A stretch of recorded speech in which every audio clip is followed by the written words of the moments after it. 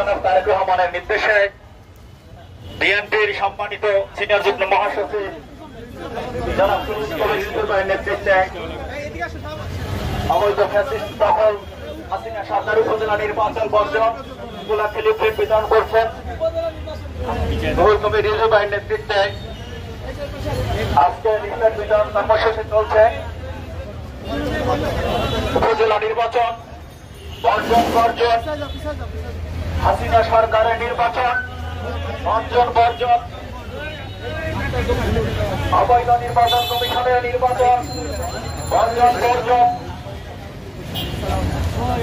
রুহুল কবির রিজভী ভাইয়ের নেতৃত্বে দেশ নায়ক জনাব তারেক রহমানের নির্দেশে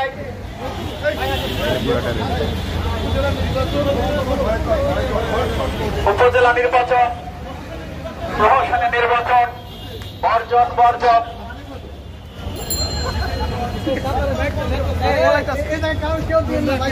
হাসিনা নির্বাচন উপজেলা নির্বাচন বয়কট বর্জন।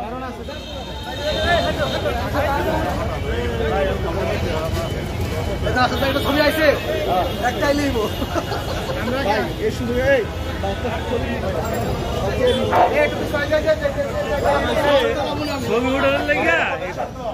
উপজেলা নির্বাচন বয়কট করুন বর্জন করুন।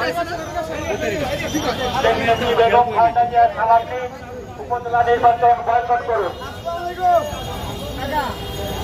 নায়ক জনাব তারেক রহমানের সালামে উপজেলা নির্বাচন বয়কট করুন। ভুয়া এবং অবৈধ নির্বাচন বয়কট করুন বর্জন করুন। অ্যাডভোকেট রুহুল কবির রিজভী আমাদের সালাম নিন উপজেলা নির্বাচন বয়কট করুন বর্জন করুন। দামি এবং ভুয়া নির্বাচন বয়কট করুন বর্জন করুন।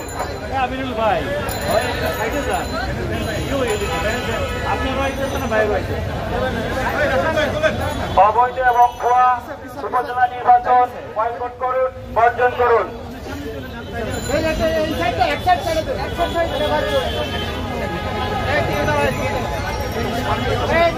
দামি নির্বাচন বয়কট করুন।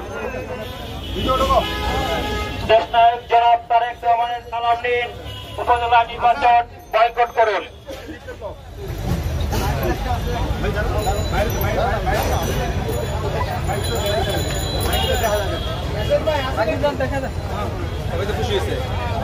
অবৈধ এবং ভুয়া নির্বাচন বয়কট করুন।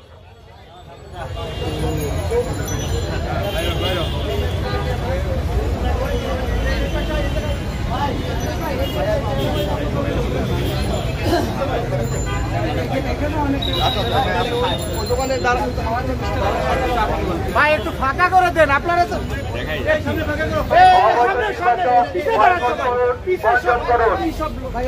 কেউ দিন না। উপজেলা নির্বাচন বয়কট করুন বর্জন করুন।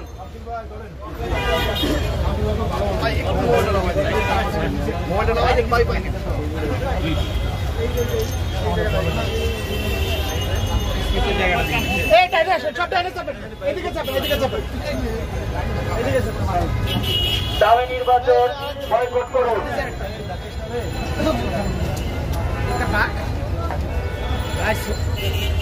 অবৈধ সরকারের দামি উপজেলা নির্বাচন বয়কট করুন বর্জন করুন। দেশ নায়ক জনাব তারেক রহমানের সালাম নিন উপজেলার দামি নির্বাচন বয়কট করুন বর্জন করুন। ভুয়া উপজেলা নির্বাচন বয়কট করুন বর্জন করুন।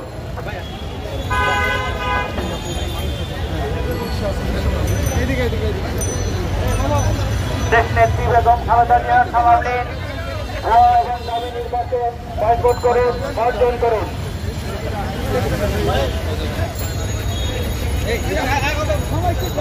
অবৈধ নির্বাচন মানি না মানব না।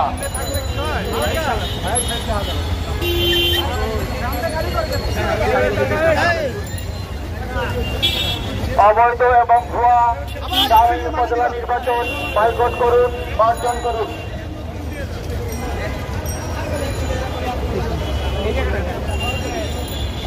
অ্যাডভোকেট রুহুল কবির রিজভী আমাদের সালাম নিন অবৈধ এবং দামি উপজেলা নির্বাচন বয়কট করুন বর্জন করুন।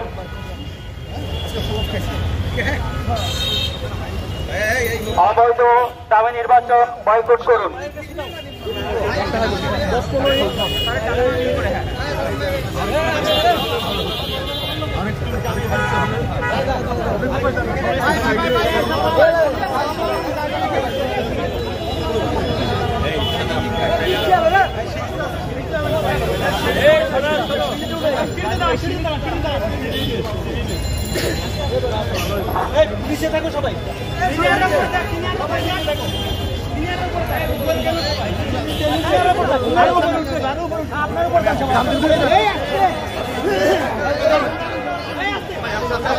আরে ভাই এখান থেকে